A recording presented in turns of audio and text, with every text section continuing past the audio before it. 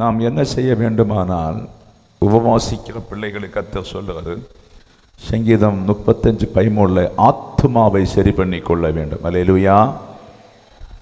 நம்முடைய ஆத்துமாவை உடைத்து கொள்ள வேண்டும். நம்முடைய ஆத்துமாவை உடைத்து சேஞ்ச் பண்ணி, வருத்தத்தில் இருக்கிறவர்களுக்காக, ரட்சிப்பில்லாமல் இருக்கிறவர்களுக்காக, அநேக உபத்திரத்தில் இருக்கிறவர்களுக்கு நேராக நம்முடைய ஆத்துமாவை உடைத்து நொறுக்கி ஜெபிக்க கற்றுக்கொள்ள வேண்டும். Praise the lord. அல்லேலூயா. தேவனாகிய ஆண்டவரும் பெருமூச்சோடு ஜெபித்த இடங்கள் உண்டு. எருசலேமை பார்த்து கண்ணை விட்டு ஜெபித்த அனுபவங்கள் உண்டு. கெர்ஷமேன் தோட்டத்தில் கதறி அழுதா, ஜனத்துக்காக, அழிகிற ஜனத்துக்காக. நான் வந்தும் நான் நினைத்த ஆட்களை மீட்டெடுக்க முடியலை. ஒரு ஆசாரியனை மீட்டெடுக்க முடியலை, ஒரு சர்சனை மீட்டெடுக்க முடியலை, ஒரு பரிசனை மீட்டெடுக்க முடியலை, ராஜாக்களை மீட்டெடுக்க முடியலை.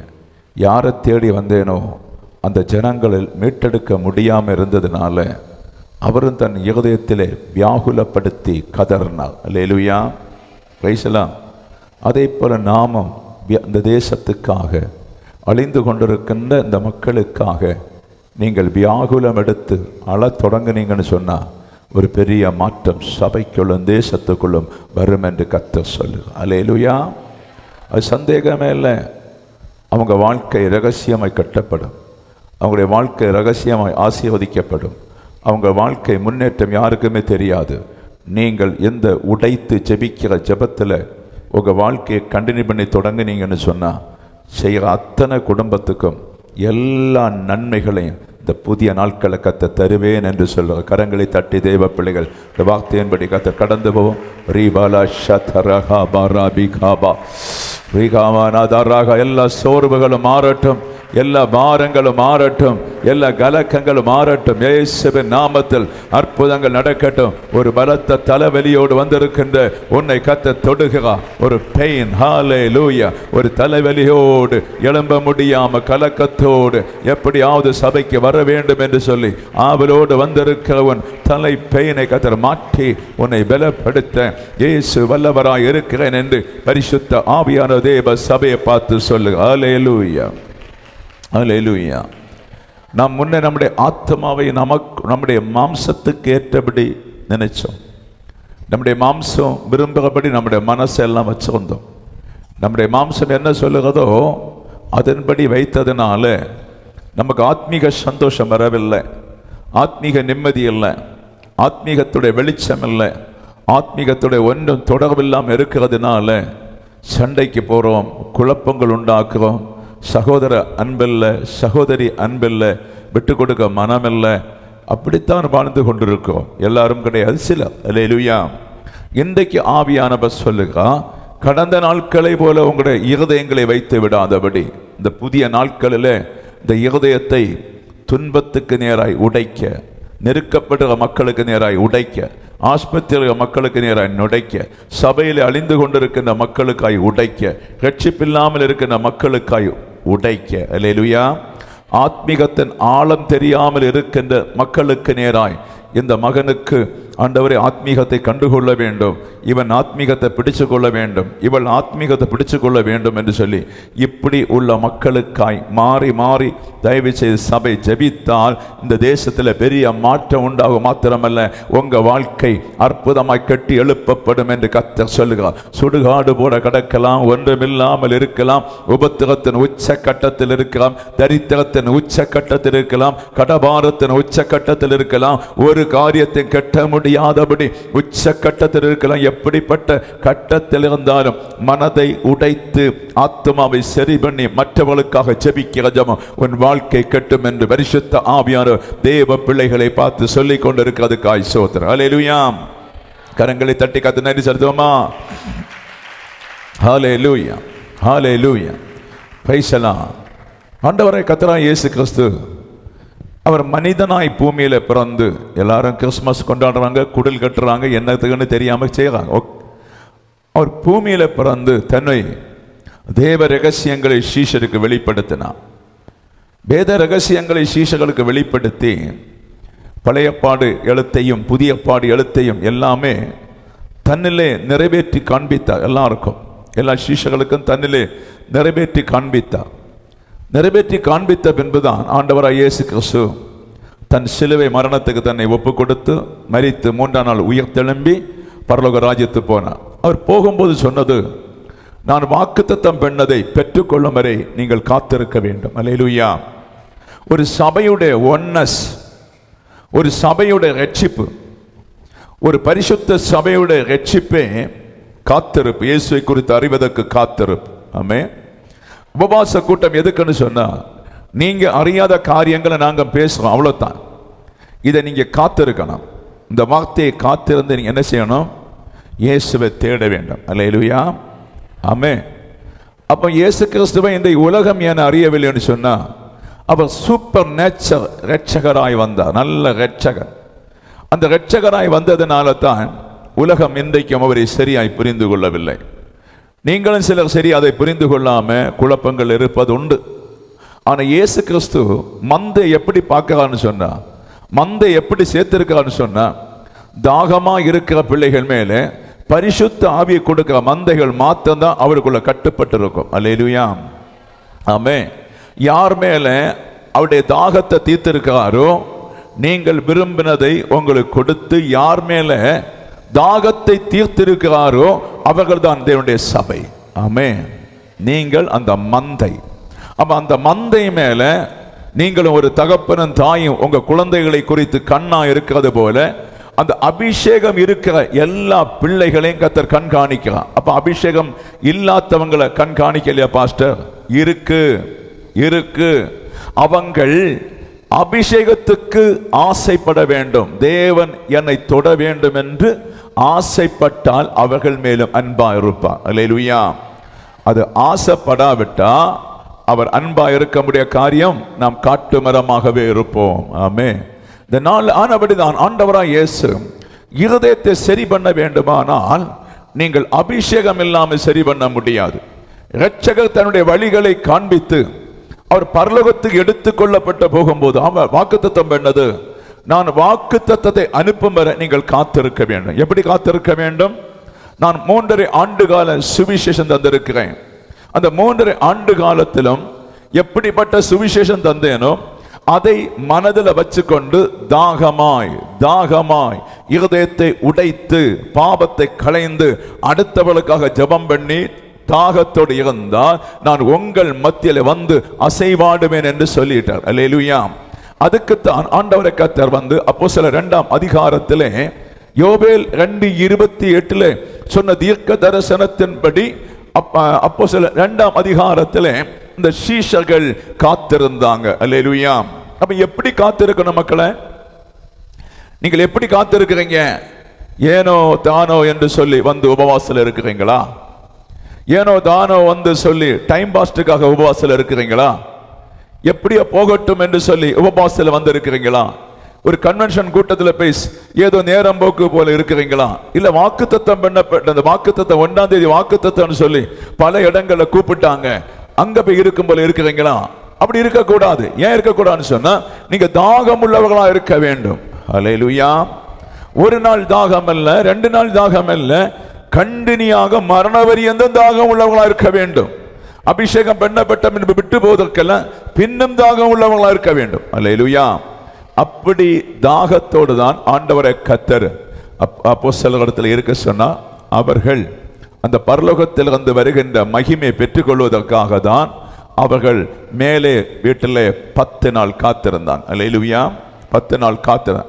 அப்ப சபைக்கு கர்த்தர் சொல்லுறது, உபவாச கூட்ட வந்து பிள்ளைகளுக்கு சொல்லுறது, அபிஷேகம் இல்லாம தேவனிடத்திலிருந்து ஒன்றும் பெற்றுக்கொள்ள முடியாது. அபிஷேகம் இல்லாமல் தேவனை அறிய முடியாது. அந்த அபிஷேகம் இல்லாததுனால்தான் அம்மமார்கள் சில வாக்குறுதிகளை விட்டு விடுகிறது. அபிஷேகம் சரியா இல்லாம இருக்கிறதுனால்தான் சகோதரர்கள் வாக்குறுதிகளை விட்டு விடுகிறது. அநேக நாள்ல ஆண்டவருடைய ருசி பார்க்க முடியாம வாக்குறுதிகளை விட்டு வெளியே போறாங்க. சபைக்குள்ளும் இல்லை, ஆண்டவருக்குள்ளும் இல்லை. நான் உங்களுக்கு சொல்லுகிறேன், இந்த நாள்ல வெளிப்பாடோடு சொல்லுகிறேன், பரிசுத்த ஆவியானவர் சொல்லுகிறார், நீங்கள் தாகத்தோடு காத்திருக்க வேண்டும். அல்லேலூயா. கண்ணீரோடு காத்திருக்க வேண்டும். இருதயத்தை உடைத்து காத்திருக்க வேண்டும். மற்றவர்களுக்காக ஜெபித்து காத்திருக்க வேண்டும். அழிந்து போற ஆத்துமாக்களுக்காய் ஒரு சொட்டு கண்ணீர் விட்டு நீ காத்திருப்பாயானால் அந்த அபிஷேகம் ஏற்ற வேளை உனக்குள்ளே வந்து இறங்கி அமரும் என்று கர்த்தர் சொல்லுங்க. புரிந்தவங்கள் கரங்களை தட்டி தேவனுக்கு நன்றி செலுத்தும். ஹல்லேலூயா, ஹல்லேலூயா. அந்த அபிஷேகம் உங்கள் மத்தியிலே இறங்கட்டும். அந்த அபிஷேகம், புது அபிஷேகம் இந்த நாளிலே ஊற்றப்படட்டும். இந்த 2025 புதிய மாற்றம் உண்டாகட்டும். சிலரை தீர்க்கதரிசிகளாய் கர்த்தர் மாற்றட்டும். சிலரை அப்போஸ்தலர்களாய் மாற்றட்டும். சிலரை மேய்ப்பனாய் மாற்றட்டும். சிலரை சுவிசேஷகனாய் மாறட்டும். சிலரை நல்ல ஜெப வீர பிள்ளைகளாய் கர்த்தர் மாற்றி உம்முடைய பிள்ளைகளை அனுகிரகம் பண்ணும்படி பரிசுத்த ஆவியானவரே இந்த இடத்தில் நீர் வந்து அசைவாடி கொண்டிருக்கிறதுக்காய் ஸ்தோத்திரம், ஸ்தோத்திரம், ஸ்தோத்திரம். ஹல்லேலூயா, ஹல்லேலூயா. Praise the lord. நான் 1ஆம் தேதி வாக்குத்தத்தம் எல்லாம் கேட்டோம். அதுதான் உண்மை. நீ ஆலயத்தில் தூணா இருக்க வேண்டும்.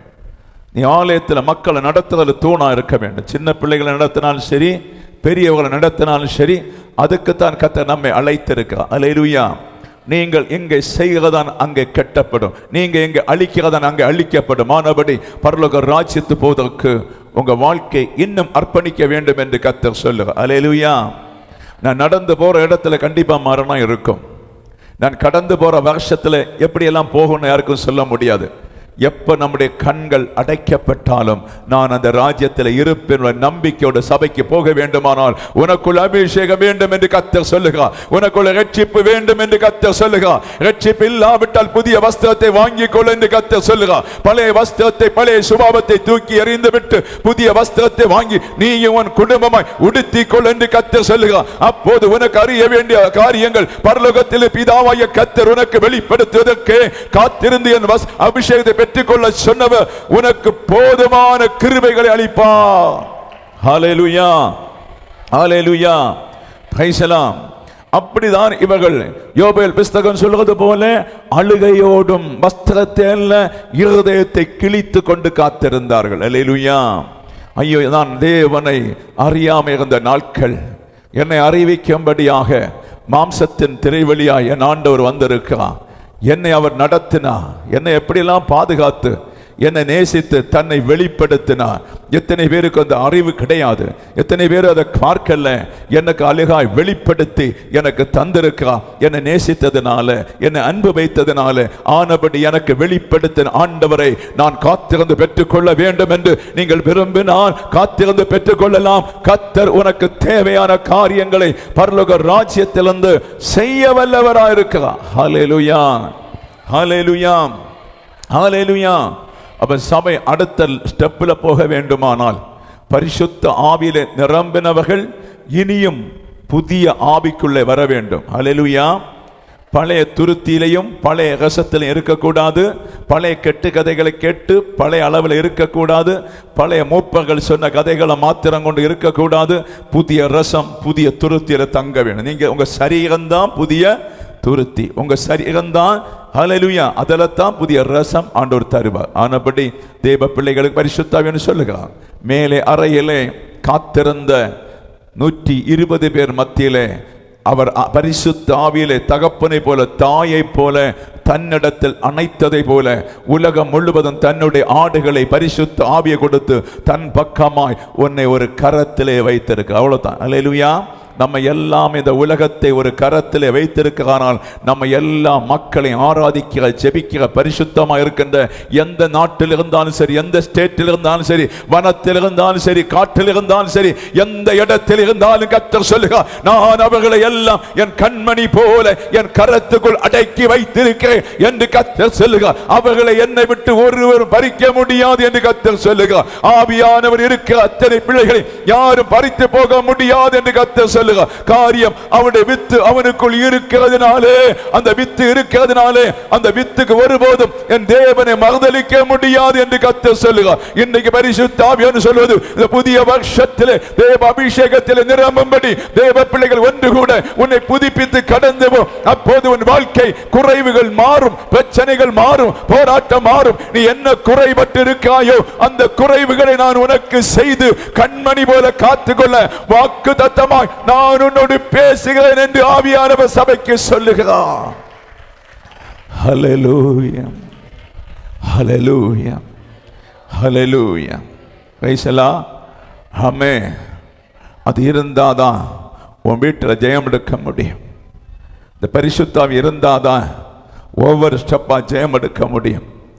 அந்த பரிசுத்தாவின் நிறைவு ஆண்டவரை அறிந்த பின்பு அவர்கள் நினைச்சாங்க அவர் விட்டு போயிட்டா, சீஷர்கள் நினைச்சாங்க விட்டு போயிட்டா, அவ்வளவுதான், இனி அவரை பார்க்க முடியாது, இனி அவரை பார்க்க முடியாது, காண முடியாது என்று சொல்லி. ஆனால் அவர் தாகமாக இருந்த அத்தனை பேருக்கும் பரிசுத்தா இறங்கினவுடன் அவங்களுக்கு புரிந்து விட்டது, என்னோடு நடந்தவர், என்னை கவனித்தவர், என்னோடு பேசினவர், என்னை பாதுகாத்து கொண்டவர், அற்புதம் செய்கிறவர், மோசையின் தேவன், ஆபிரகாம் தேவன், ஈசாக்கின் தேவன், வானத்தையும் பூமியை உண்டாக்கினவர் என்னோடு இருக்கிறார் என்ற நம்பிக்கை அவர்களுக்கு உண்டாயிருந்தது. அதே போல உங்களுக்கும் அந்த நம்பிக்கை இருக்க வேண்டும் என்று பரிசுத்த ஆவியானவர் சொல்கிறார். அல்லேலூயா. ஒன்று, அபிஷேகத்துக்காக நீங்கள் காத்திருக்க வேண்டும். அப்போஸ்தலர் புஸ்தகம் 2ஆம் அதிகாரம் 1 முதல் உள்ள 4 வரை வசனம். அடுத்து, தேவ ஆவியானால் நடத்தப்பட, ரோமர் 8:14, தேவ ஆவியிலே நடத்தப்பட காத்திருக்க வேண்டும். அல்லேலூயா. நம் கடந்த ஆண்டுகள் சில வேளையில் தேவனுடைய ஆவியிலே நடத்தப்படாமல் இருந்ததினாலே, தேவ ஆலோசனையின்படி தேவ ஆலோசனைப்படி நாம் நடந்து கொள்ளாமல் இருந்ததுனால தோல்வி எதுவென்று சொல்லி உங்களுக்கு தெரியும். ஆமென். எந்த கஷ்டங்கள் வந்ததென்று சொல்லி உங்களுக்கு தெரியும். தேவ ஆலோசனையின்படி நான் சரியா நடக்காதனால சில பிரச்சனைகள் எனக்கு வந்திருக்கிறது. சில நஷ்டங்கள், கஷ்டங்கள், போராட்டங்கள், வியாதிகள், தளர்ச்சிகள், ஆஸ்பத்திரி, பல உபத்திரங்கள் வந்திருக்கு. அப்ப இந்த வருஷம் நீங்க ஆண்டவரை கேளுங்க, ஆண்டவரே இந்த வருஷத்துல முதல் நான் உம்முடைய தேவ ஆலோசனையின்படி நடக்க எனக்கு கிருபை செய்யும். அல்லேலூயா. உங்க ஆலோசனை என்னவானாலும் சரி, கஷ்டமானாலும் சரி, துன்பமானாலும் சரி, எப்படிப்பட்ட போராட்டமானாலும் சரி, உங்க ஆலோசனைப்படி நடப்பதற்கு எனக்கு உதவி செய்யணும்னு கேட்கணும். அல்லேலூயா. அப்போ உங்களை மாத்திரமல்ல, என்னுடைய ஹஸ்பண்ட, என் பிள்ளைகளை எல்லாருமே உங்க ஆலோசனை கேட்டு நடப்பதற்கு அப்படியான ஒரு கிருபை நீ தர வேண்டும் என்று சொல்லி தேவ பிள்ளைகளாக இருக்கிற நீங்கள் கேட்டு பெற்றுக்கொள்ள வேண்டும் என்று பரிசுத்த ஆவியான சபைக்கு சொல்லுங்க. அல்லேலூயா. நல்லா புரிஞ்சுருங்க. அப்ப தேவ ஆலோசனை சொன்ன என்ன, அது எப்ப வரும், எந்த இடத்துல வருகிறது? இப்ப பழைய ஏற்பாடு காலத்தில் பார்த்தீங்கன்னு சொன்னா தேவ ஆலோசனை மோசையோடு அதிகமாக இருந்தது. இஸ்ரவேல் ஜனத்தை அவர் நடத்தி கொண்டு போகும்போதெல்லாமே எங்க தங்கணும், எங்க இறங்கணும், என்ன செய்ய வேண்டும் என்று சொல்லி ஒரு மேகம் அவரு கூட போனது. அல்லேலூயா. ரைசலா. அந்த மேகம் கூட போனது மாத்திரமல்ல, அந்த மேகம் என்ன செய்வதாம், எங்க தங்கணுமோ அங்க வந்து அந்த மேகம் அமைகிற இடத்துல மோசே கண்டுபிடிப்பான். ரைசலா. அல்லேலூயா. அப்ப அந்த மேகம் மேல வந்து அமர்ந்து நிக்கிற இடத்தை மோசே கண்டுபிடித்த உடனே கர்த்தர் பேசுவார், இது இந்த இடம்தான். அல்லேலூயா. நல்லா புரிஞ்சுருங்க. இந்த இடம்தான், இந்த இடம்தான். நீ இந்த இடத்துல நான் சொல்லாம இந்த கேம்பை விட்டு இந்த ஜனங்களை கொண்டு போக கூடாது. அல்லேலூயா. இது எதற்காக? முன்னிருக்கின்ற ஆபத்துகள், முன்னிருக்கின்ற பிரச்சனைகள், முன்னிருக்கின்ற போராட்டங்கள், முன்னிருக்கின்ற ராஜா கூட யுத்த களம் எல்லாம் ஆண்டவருக்கு அறிகிறதுனால எந்த இடத்துல தங்கணும், எந்த இடத்துல எழும்பன்னு சொல்லி கர்த்தருக்கு நன்றாய் தெரியும். அல்லேலூயா. ஆனால் அவர்கள் தங்கின இடமெல்லாம் தண்ணீர்ல, கஷ்டம், துன்பம், வேதனை, பாடுகள் உள்ள இடத்துல தான் அவர் தங்க வச்சது. ஆமென். Praise the lord. இது எதுக்கு நம்மையும் இப்படியாய் கர்த்தர் நம்மை அங்கும் எங்கும் கஷ்டமான இடத்துல, பாறையிலும் மேடலும், குடி, கும்மாளம், போராட்டம், சந்தை, அவமானத்தில் அமைச்சிருக்காரு. அல்லேலூயா. Praise the lord. ஆமென். இது வேற ஒன்றுக்கும் அல்ல, தேவனுடைய வார்த்தையின்படி மேகம் இறங்கின இடத்துல வைத்து அந்த மேகம் சஞ்சரிக்கும் போது அதோடு இவர்கள் நடந்தார்கள். அல்லேலூயா. அப்ப மேகம் என்பது இயேசுவை குறிக்குது. அவர் உன்னை கஷ்டமான இடத்திலேயும் துன்பமான இடத்திலே உன்னை வைக்கும் போது நீ கேட்கணும், ஆண்டவரே உங்க ஆலோசனை எனக்கு வேணும். இந்த இடம் மிக மோசமா இருக்கிறது, இந்த இடம் மிக துன்பமான இடமா இருக்கிறது, தண்ணீர் இல்லாத காடா இருக்கிறது, உபத்திரமான பாதையா இருக்கிறது, என் வாழ்க்கையில ஒண்ணுமே காண முடியல, என் வாழ்க்கையில ஒண்ணுமே தரிசிக்க முடியவில்லை, என் வாழ்க்கை ஒரு குட்டிச்சோறு போல இருக்கிறது, இன்றைக்கு எனக்கு ஒரு தேவ ஆலோசனை வேணும், எப்படி நடத்த போறேன் என்று சொல்லி கேட்டால் அந்த தேவ ஆலோசனைப்படி கர்த்தர் உன்னை ஒவ்வொரு வருஷம், ஒவ்வொரு மாதமும், ஒவ்வொரு நாளும், ஒவ்வொரு வாரங்களும் சரியாய் நடத்தி இந்த வருஷத்தின் முடிவிலே சாட்சி சொல்லத்தக்கதாய் கர்த்தர் உன்னை அதிசயமாய் நடத்துவார். அப்போது நீ சொல்லுவாய், தேவ ஆலோசனை காத்திருந்து நடந்ததினாலே எனக்கு இந்த அற்புதம் வந்தது, இந்த அதிசயம் வந்தது, இந்த அடையாளம் வந்தது. எல்லா நெருக்கங்களை மாற்றி, எல்லா துன்பங்களை மாற்றி, தண்ணீர் இல்லாத இடத்தை தண்ணீரை தந்து, பழங்கள் இல்லாத இடத்துல பழங்களை தந்து, ஒரு வகையான வஸ்துக்கள் இல்லாத இடத்துல வஸ்துக்களை தந்து, இறைச்சியை தந்து சமாதானமாய் நடத்தி என்னை பாதுகாப்பது தேவ ஆலோசனையின்படி. அல்லேலூயா.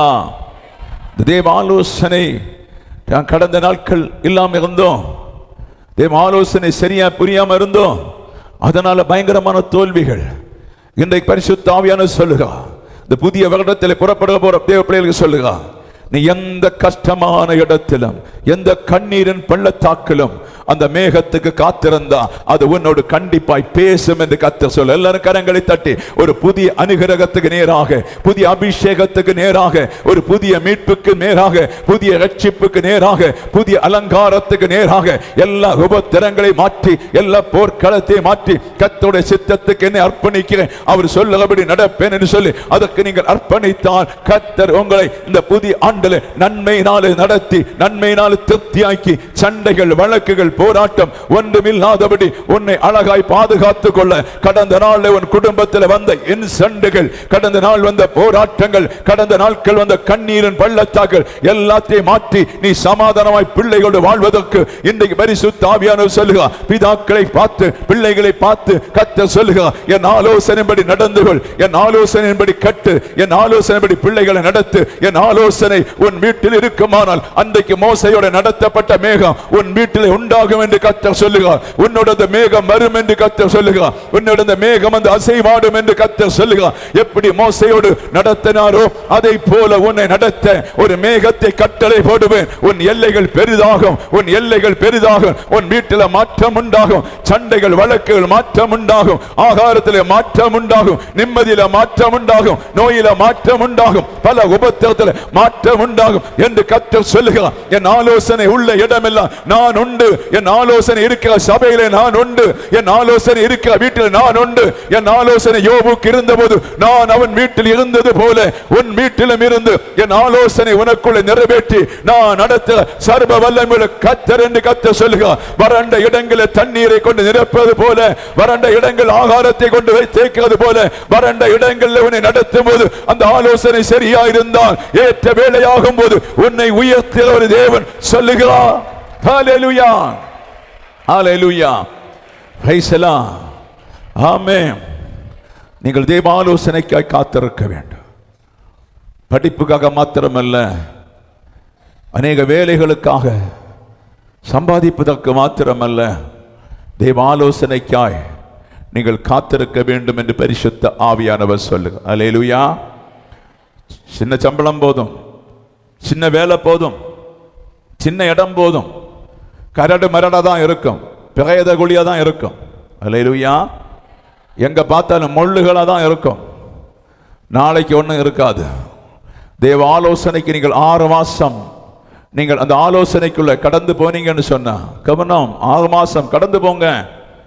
என்ன உங்க குறைவுகளோ அந்த மேகத்தை பார்த்து சொல்லுங்க.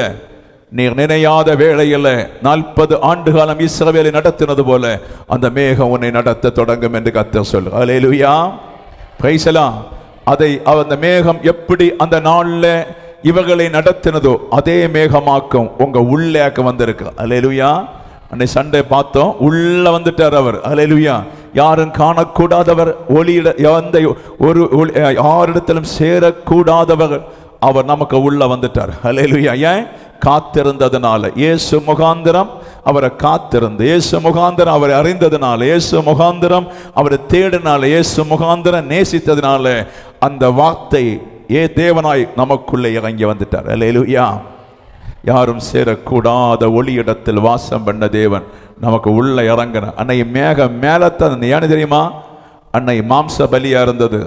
இன்னைக்கு உங்க மாம்சத்தை பலி செலுத்தினால அவர் நமக்குள்ளே இறங்கி விட்டார். அல்லேலூயா.